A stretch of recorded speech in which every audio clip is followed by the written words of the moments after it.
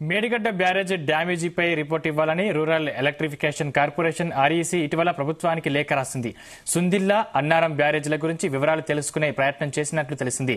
ఈ సంస్థ కాళేశ్వరం ప్రాజెక్టు కోసం 30,536 కోట్ల రుణాన్ని ఇచ్చింది.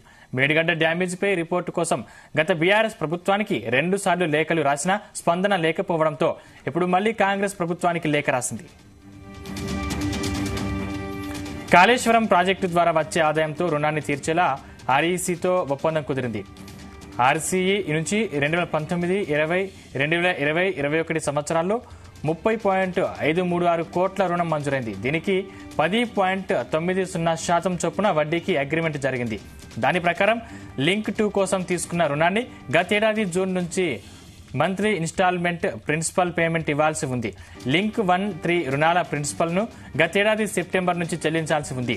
కానీ 3 నెలలుగా అసలు వడ్డీ చెల్లింపు లేదని, ఇదే విషయాన్ని ఆర్ఈసీ లేఖ ద్వారా ఇటీవల ప్రస్తావించిందని ఇరిగేషన్ డిపార్ట్మెంట్ వర్గాలు పేర్కొన్నాయి.